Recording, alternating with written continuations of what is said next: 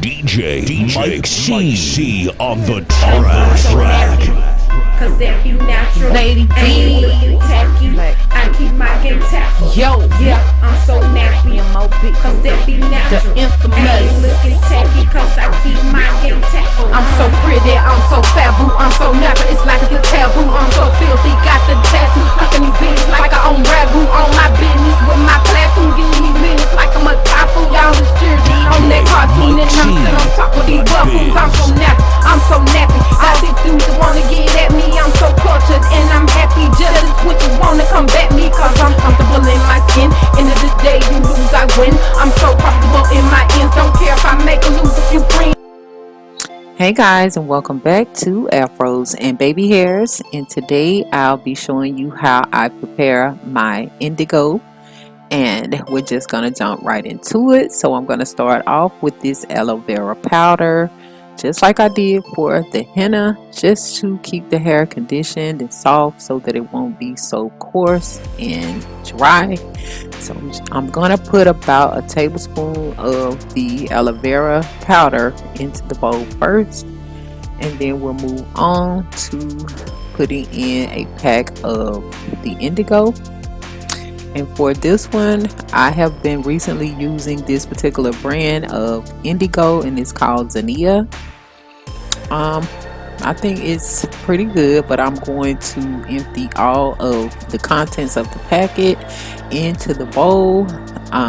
Sometimes this is enough for my length of hair, but for some people you may have to use multiple packets if you want enough of the indigo mixture, especially if you're trying to make a batch that you're going to be applying from roots to tips. Sometimes people are only putting it on the new growth, so it just depends on what you're doing to determine how much you're going to need.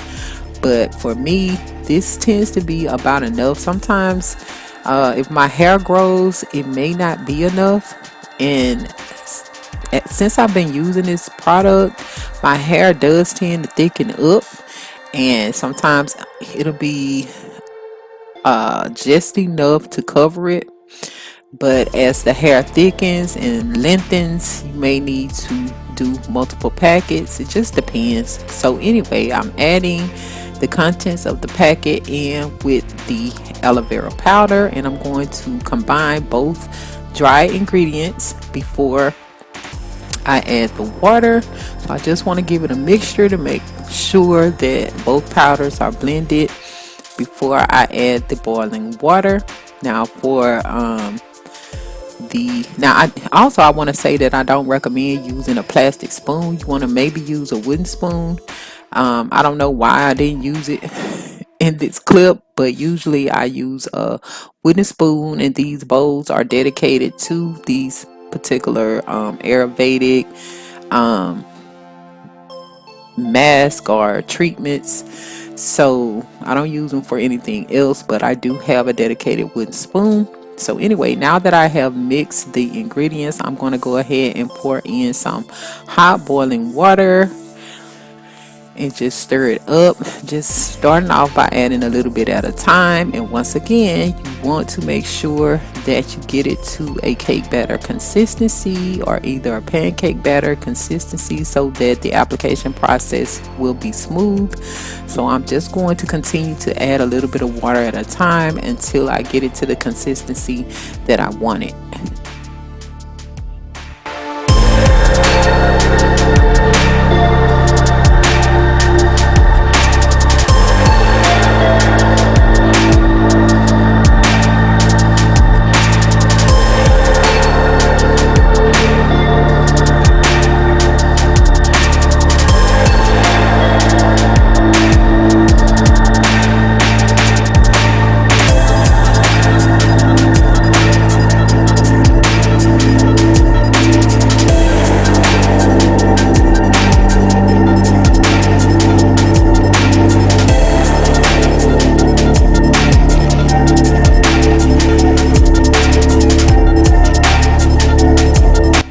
So once you get it to the consistency that you want it, And I would recommend making it a little bit more soupy than the cake batter consistency, because as this develops, it does get a little bit more stiff.